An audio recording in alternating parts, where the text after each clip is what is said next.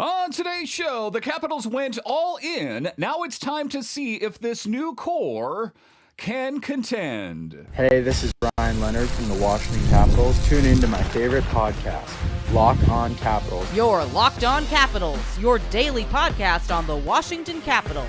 Part of the Locked On Podcast Network. Your team every day. Well, hello and welcome into this edition of Locked On Capitals, part of the Locked On Podcast Network, your team every day. I'm your host, Dan Holmi. In today's episode, Tom Gulitti from NHL.com joins me as we examine Ovechkin, Carberry's roster management, Jenner's underrated value, and how Sandin's injury altered the blue line. A bit later, we break down the Alex Tuch commitment, his fit in the top six, and why the Capitals paid a premium. But where it starts is we ask why the Capitals targeted Kyrou and whether he can rediscover his 30-goal form. Because the big takeaway here right out of the gate is Kyrou gives Washington the elite transition speed and offensive upside its lineup lacked. So in this edition of Locked On Capitals, we have Tom Gulitti from NHL.com. Tom, welcome to the show. Hey, thanks for having me on. Getting ready for the season to start, so good to talk some hockey. Very excited about the summer moves as we take a look at the Capitals last season. 95 points after putting up 111 the season before, 261 goals, 15th in the league, a power play that was 25th, 17.8 efficiency, converting on something like 43 of 241. So we knew that big changes needed to take place. And there were some questions about what was going to happen as the Capitals were pretty quiet the summer before. But as it turns out, Chris Patrick got ahead of this situation by the big acquisition when we talk about Kyrou on June 23rd, even getting ahead of free agency. So I think that Kyrou is a good place to start here. Arrives with 378 career goals in 488 NHL games, dipped to 46 last season, but he's already produced 3 30-goal seasons and remains one of the fastest players in hockey. Why was Jordan Kyrou worth that price? I think the Capitals he's a guy they had targeted during the season, maybe even before, and they have been trying to get, been looking since after the 24-25 season to try to add another wing with speed and skill to play in their top six. And obviously they tried to get Nikolai Ehlers. He was really the only big option as far as unrestricted free agency once it got to that point. And, he ended up going to Carolina and helped them win the Stanley Cup. But the Capitals, like you had said, they had been quiet. I think they had tried to do some things and they didn't really come together. There weren't a lot of options. They didn't have as much cap space, but they knew they would have more cap space this year. And so they went, once things were going forward with St. Louis and trading Kyrou, I think that he had always been a target for them. So they had hoped to add one, and we'll talk, I guess, probably later about they ended up getting two, but they were looking at all different options, and he was one of them. And they ended up landing a guy who I think they think can go back to being a 30-goal scorer or 25-30 goal scorer that can play in their top 6 or top 9, depending on the way their depth is right now. They have so many options, and they're going to probably have to move some guys, either Kyrou or Tuch or Justin Leonard's going to have to move to the left side because they usually play right side.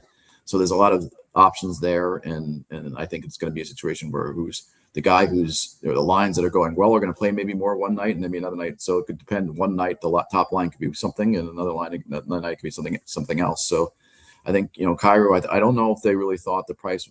What two things that helped there? One, they made the John Carlson trade, so they had the extra first round pick, right? So that gave them some leverage there. On top of that, I think they had to make a decision on Connor McMichael was included in that trade, and he was going to be a restricted free agent. He ended up giving a big raise, and they had to decide where he was going to play in their lineup. Was he a center? Was he a wing? And he could do both, but wasn't really going to. If he was a wing, he wasn't really a top 6 wing, and if he was going to be a center, he was their third line center. So it was kind of a tough spot for them with him. They liked the things he did, but it just was.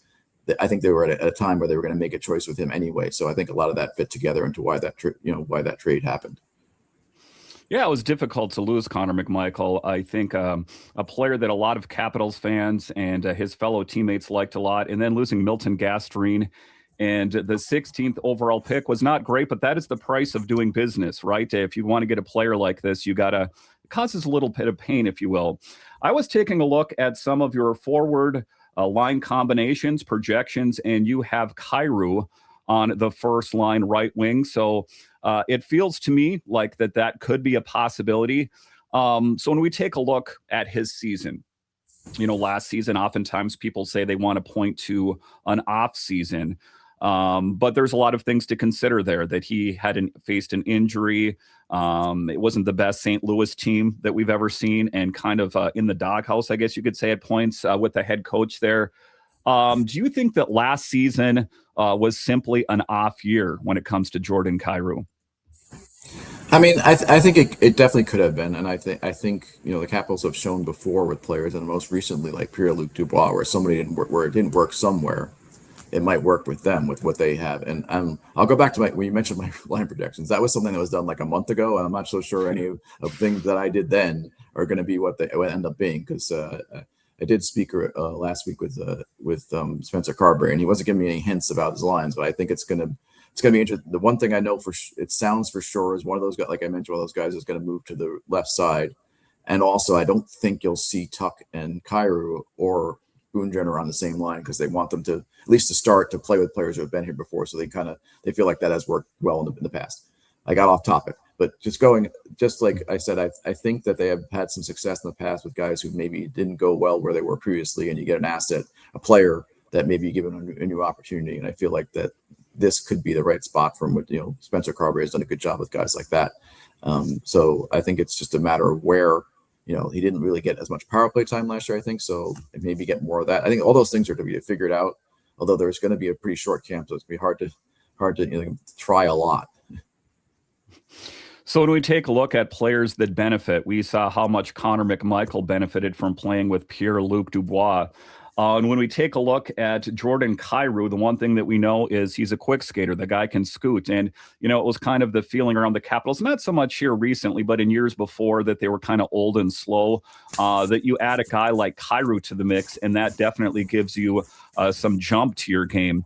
When we take a look at the lineup, that reference that I made to Pierre-Luc Dubois and Connor McMichael, which Capitals player do you think benefits more from playing alongside of him?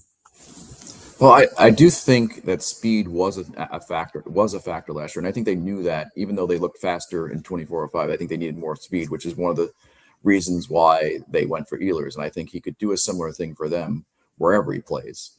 I think he just opens things up when you have another fast player. So say, just for the sake of argument, because I just said I did put him on the Ovechkin line. Like if you have another fast player to play with Strome and Ovechkin, who are not the fastest players. Obviously, Ovechkin is going to be 41, is not skated as fast as he used to. I think that just opens up some things for people, regardless of where he plays. So he plays on a fast line. If he ends up playing, I don't know if that's going to be the case. I think maybe they might go back to Alexei Protas and Dubois and Wilson, at least to start, as like that kind of plays against top lines type of line. But if say he played there, that's another fast guy. Then the guy gets in on the forecheck and creates the pressure and does the things that they want to do. Or if he ends up playing with the third line, which I think will be Ilya Protas, at least to start, will be the center there. Like it's just another guy who can help a young player because he's been in the league before. So anytime you add a guy with speed in the league today, because it's a game is getting faster, and a guy with skill who can score, those open up opportunities for other players on that line because of the space they create. So to wrap up segment one, if Kyrou rebounds, the Capitals may have landed a true game-breaking score. And coming up next here, Tom Gulitti explains why Alex Tuch was worth an 8-year bet.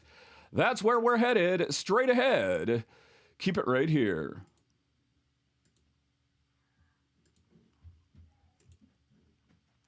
Support for today's episode comes from Indeed Sponsored Jobs. When workplace chaos hits and you need the right hire, Indeed Sponsored Jobs helps you connect employers with candidates who match specific needs like skills, certifications, and location, so less time gets spent searching and more time gets spent finding the right fit. People are finding quality hires on Indeed right now. In the minute I've been talking to you, companies like yours made 27 hires on Indeed, according to Indeed data. One of the best examples for me is Logan Thompson. He wasn't the biggest acquisition the Capitals made, and nationally, it didn't generate a lot of headlines, but he ended up being exactly what the Capitals needed.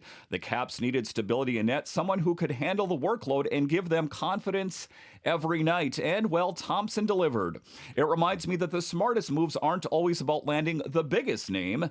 They're about finding the right fit at the right time. That's what makes Indeed sponsored jobs so valuable, helping organizations connect with candidates who fit their needs from the very beginning, and ultimately why I know you are going to love Indeed. So spend less time searching and more time actually interviewing candidates who check all your boxes.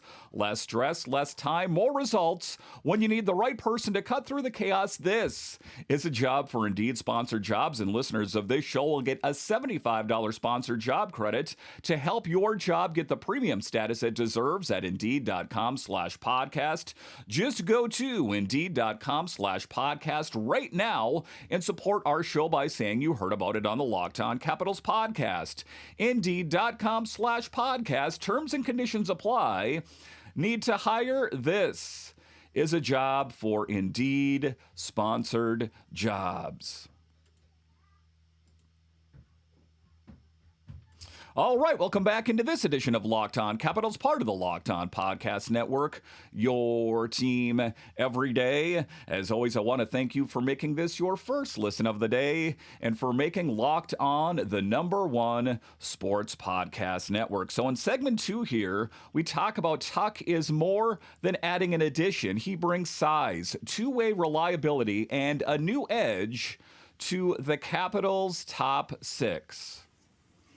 So in this edition of Locked On Capitals, we are joined by Tom Gulitti from NHL.com. One of the other big moves, of course, was Tuch. Again, this is Chris Patrick getting ahead of free agency. On the 24th was a sign-in trade with Buffalo.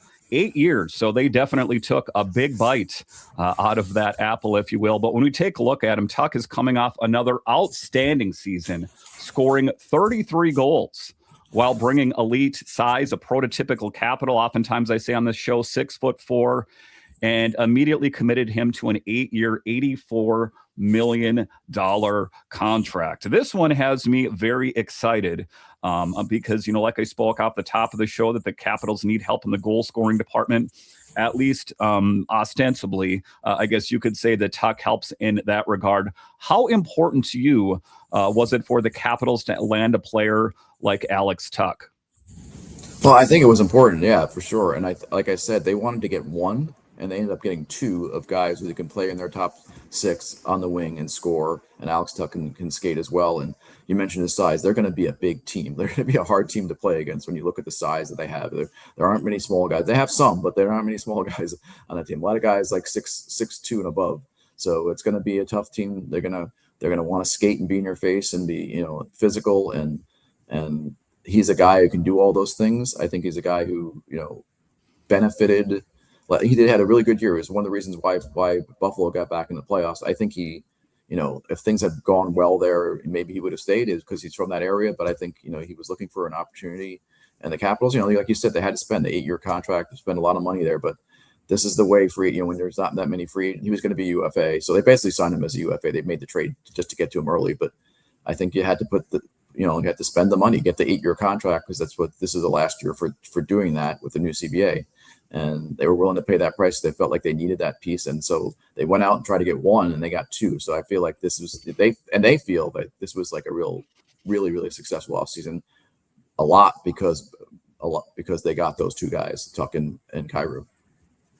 Yeah, I mean, you could say they made some of, if not the biggest additions this offseason, that there's definitely a reason to believe, I would say, for the 26-27 season. That much I know for sure. Speaking about the goals that he put up, coming off an outstanding 33-goal season, I know that we're talking about here in late August, nearly early September. Can he become the Capitals' leading goal scorer in 26-27?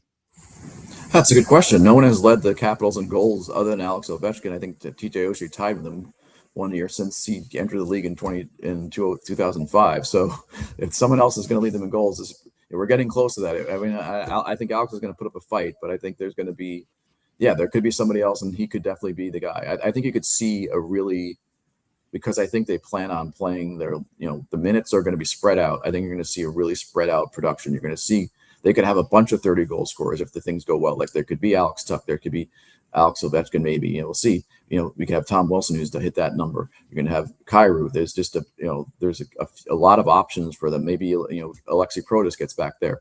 So it's be interesting to watch. Maybe there might not be a 50 goal scorer or a 45 goal scorer, but there could be a bunch of 30 goal scorers where, like I said earlier, like the line that's getting hot that night, they're going to get the minutes and get the opportunities. And I think Alex Tuch is definitely a candidate to be that guy. And, there is kind of a glut of talent, I guess you could say, on the right-hand side. But like what Spencer Carberry talked about, that, moving a wing from one side to the other isn't as big of a deal as it appears. So, again, I was just looking at your combos. I know it's really early here. You had Tuch on the left side. I've heard talk about Ryan Leonard being on the left side, but it does give the Capitals some flexibility to move those players around quite a bit.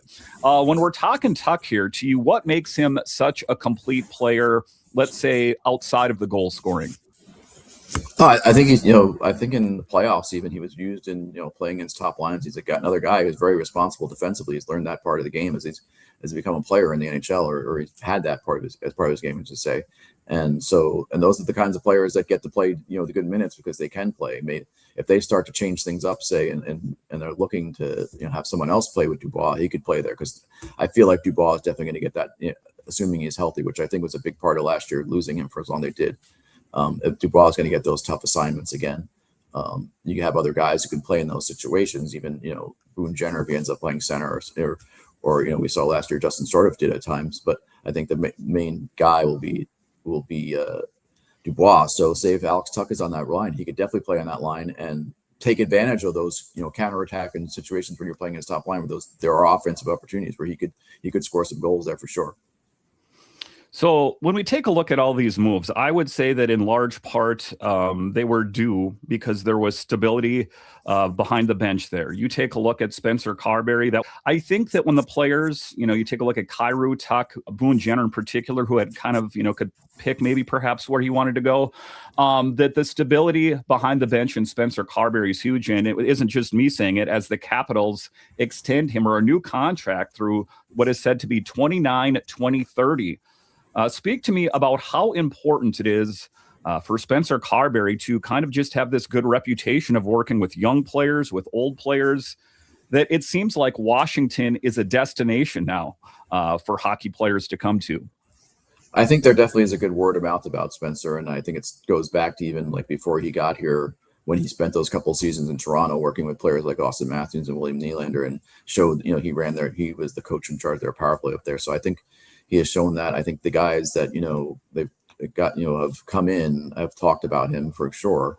And, he's just a guy who seems to be able to get the, find the right buttons to push for with everybody. And he's had to manage the end of Alex Ovechkin's career, where it, may not be the easiest thing to do. He puts him in the best situations to succeed offensively, because why wouldn't you? The guy's a leading goal scorer of all time. People talked about they didn't have that many, for a good chunk of last season before he finally had a defensive zone draw. But why would you put him out there for a defensive zone draw at this? You put him out for offensive zone draws, right? You want to start him in the offensive zone where he can take advantage of that. So he's done a good job of I would say, like, young players, veterans, guys who are trying to make more, take the next step in their career. And so I do think it's a valuable thing to have a coach that, that players seem to respect and see that, how invested he is and how he's in helping everyone. He's not just the stars, he's everybody, helping them to try to get their game to the next level. So to wrap up segment 2, the Tuch deal signals that the Capitals are all in on building a deeper roster. Harder rosters around its stars. Next, we get into Carberry's challenge, turning all these new pieces into a contender. That's where we're headed, straight ahead. Keep it right here.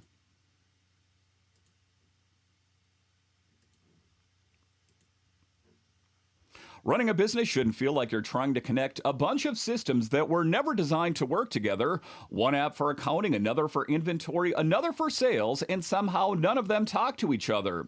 That's where Odoo comes in. Odoo is an all-in-one business management software that brings every part of your business together in one powerful platform. From sales and accounting to inventory and marketing, everything works in one place.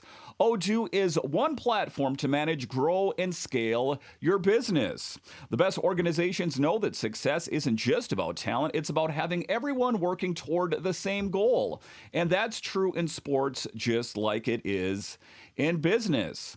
The one move that really stands out to me is the Capitals committing to Ryan Leonard from the front office, drafting him 8th overall, to the development staff giving him a clear path to Spencer Carberry, trusting him with meaningful NHL minutes right away.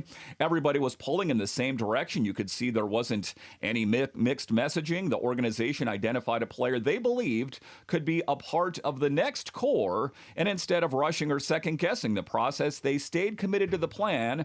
That's what alignment looks like, and it's a big reason why Ryan Leonard is such an important part of the Capitals and why I know you're going to love Odoo. So great organizations win because operations matter, and that's why you should get Odoo. Odoo is one platform to manage, grow, and scale your business. Try for free today at odoo.com/lockedon. That's odoo.com/lockedon.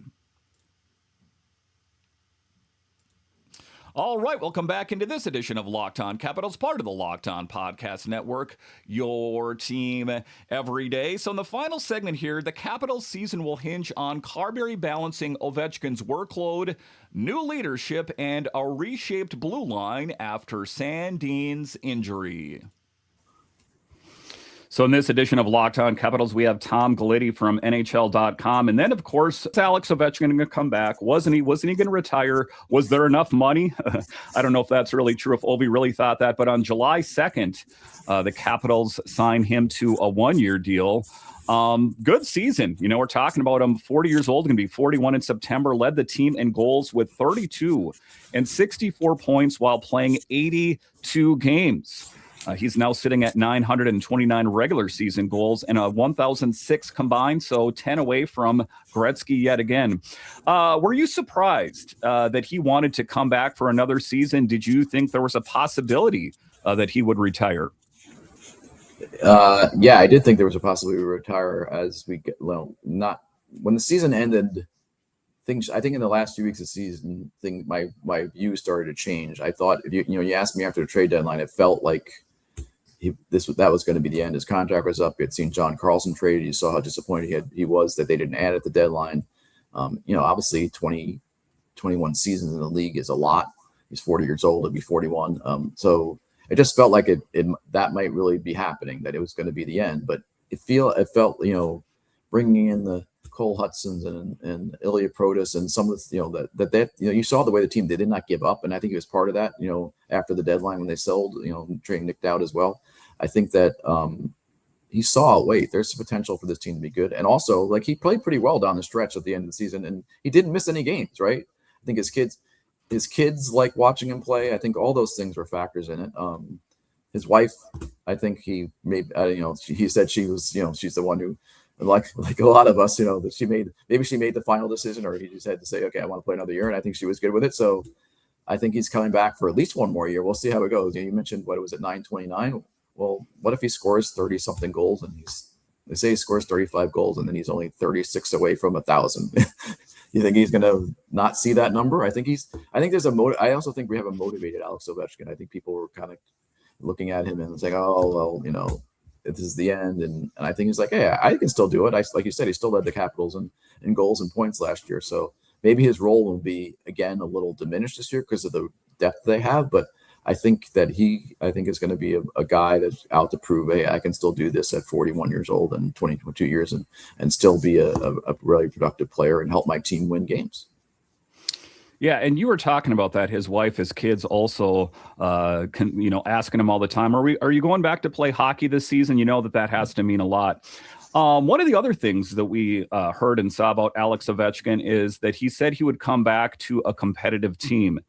Now, this is something that is a bit newer in the NHL. We saw this with Austin Matthews and Quinn Hughes, to a certain extent, Dylan Larkin, players that are, I'm coming back to this team if you make the changes that I think that you need to be made, because we take a look at the Capitals last season, missing the playoffs after putting up 111, making it to the second round to Carolina, that, he said, make some big moves. How much, and I think it's kind of obvious, were the moves that were made this summer, we're talking Boone Jenner, Tuch, and Kyrou, how big of an impact do you think that made in Ovechkin's decision to come back?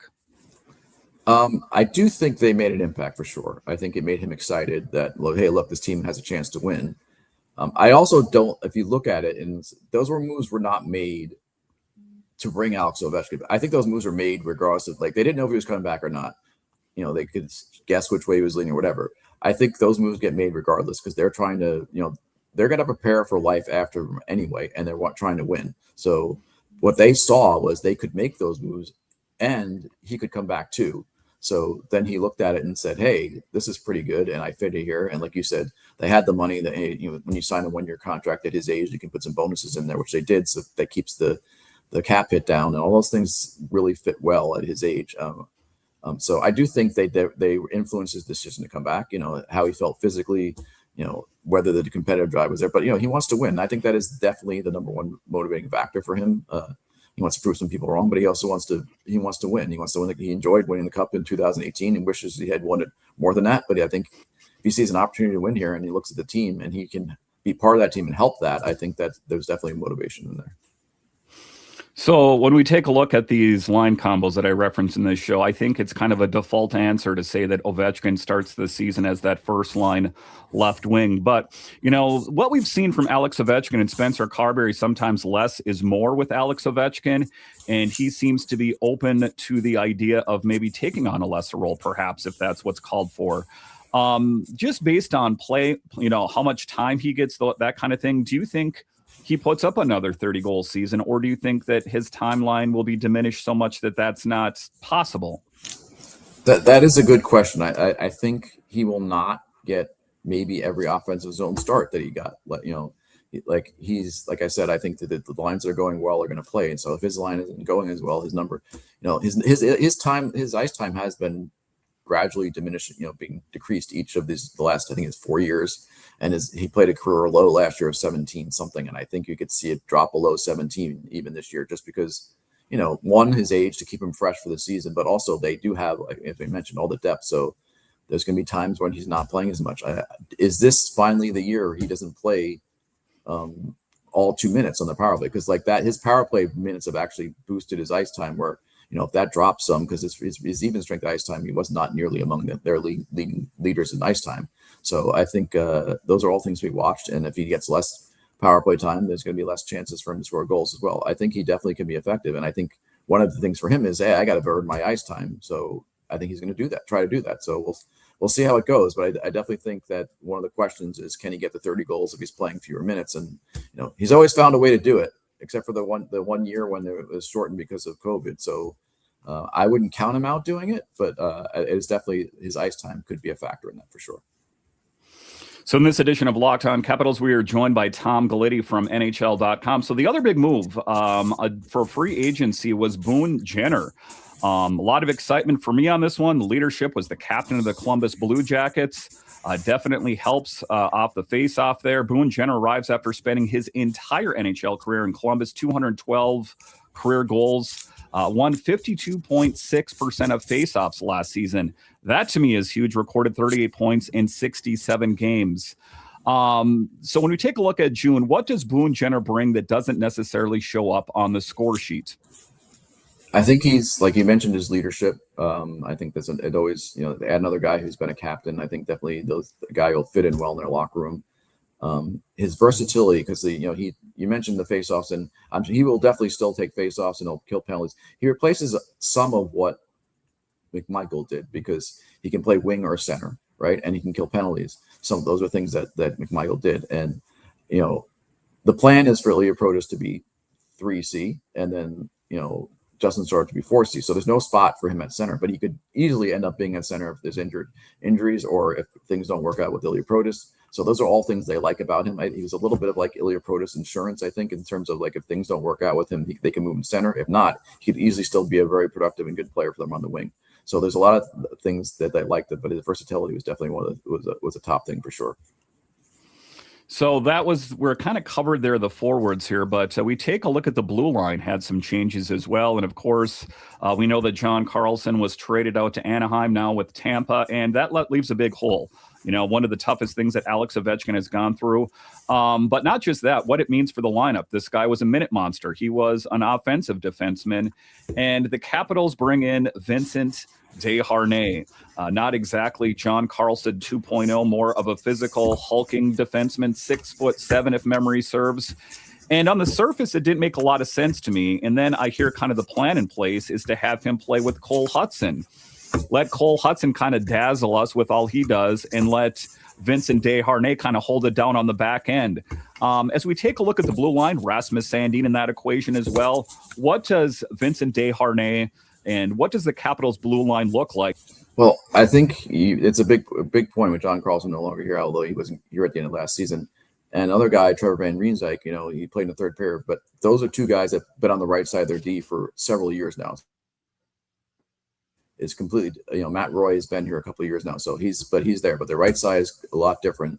Desharnais, and now they decided to bring back Timothy Liljegren mostly because Rasmus Sandin got hurt, and he's going to be out. Maybe he's going to be out at least to start the season. It could be till January, depending. They'll know more, I guess, when we get to training camp here. Apparently his recovery has been going decently, but you don't really know until he gets back to camp. And the timeline was 6 to 9 months here, so they're going to have to start a chunk of the season without him.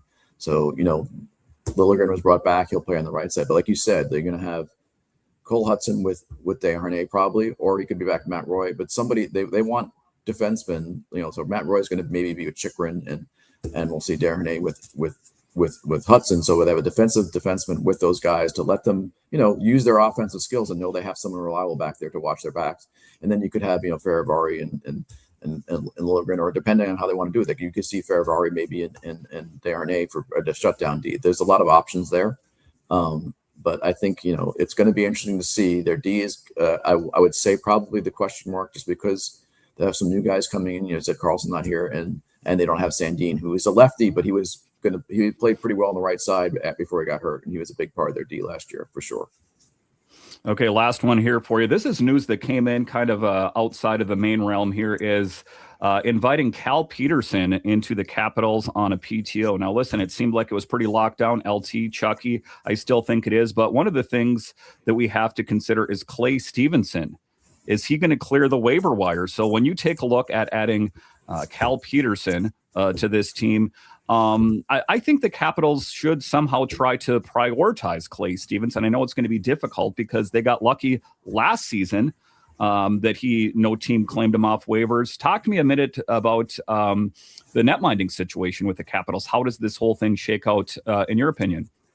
Yeah, it's definitely a tricky situation with the waivers with Clay Stevenson, and I think everyone always worries about their own guys being claimed, but he's a pretty decent. He's I don't know if he's a prospect anymore because he's gotten older, but he's a decent goalie who plays in the NHL, and he can play if they need him. And they don't want to lose him. So, but do they want to carry 3 goalies like other teams have been doing? Some teams might take that seat. That's the thing. Some team might claim him to be their third goalie because they want to they're willing to use a spot. Well, the Capitals be willing to use that spot, and I do think that the decision to bring another goalie here was done because they don't know what's going to happen with Clay, right? So a tryout in camp. I'll just give you an example. So Carolina is very comfortable carrying 3 goalies and decided to claim Brandon Busty last year from Florida. And how did that work out, right? Mm-hmm. He ended up being very important for them because they were okay with carrying 3, and then they had injuries, and then obviously he was 31 wins, and then he's the goalie in net when they win the Stanley Cup at the end of the year. So you just never know, and I feel like organizations really valued that depth of having. You need to have 3 goalies who you can count on. So if they can't guarantee that they're going to have Clay Stevenson, they needed to have some backup options for sure. Okay, just one last one here. The Capitals, when we talk about the end of the season, I want you to look into your crystal ball. Where do they finish in the Metro? Does Carolina win it, or does Washington win it?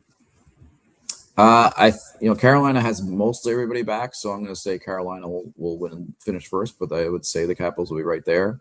They won the division 2 years ago, so it would be out of the realm of possibility they could do that. I do think that Carolina. You look at some of their players they have that they're younger guys like Stankov and they're going to just get better. So I think they're going to be a good team again this year, and they have a couple of question marks, but I do really like their team, and they won the Stanley Cup, obviously. So it'd be hard to say that the Capitals are going to finish ahead of them right now, but I think the Capitals will be right there, and they should be a playoff team. They should be, they view themselves as a contender, and there's still some things to prove. When you bring in a bunch of new guys, they did it 2 years ago. There's no, what it looks good on paper doesn't always work out well. So those are the things that they'll have to, to deal with over the year. But I do think they have the potential to be a very good team and be right on Carolina's heels for sure. All right, Tom Gulitti from NHL.com. Thank you for joining us on the show. A true honor to have you on. I've followed your work for years. So thank you very much for joining us today. Appreciate the time and always enjoy it. Thanks, Dave. So to wrap up today's show, Jenner, Desharnais, and the defense may not make the loudest headlines, but they could decide whether this roster truly comes together. All right, once again, I want to thank you for joining me on this edition of Locked On Capitals, your only daily year-round podcast covering the Capitals. And I want to thank all of you that listen on the audio side and watch this on YouTube. You, my friends, are what makes this show successful. Now on video, we send you to Locked On Sports Today 24/7 on YouTube. And on audio, check out Locked On NHL for your second listen. All right, once again, I want to thank you for joining me on this edition of Locked On Capitals, part of the Locked On Podcast Network, where it is your team every day. My name is Dan Holmi, and I'll talk to you again next time.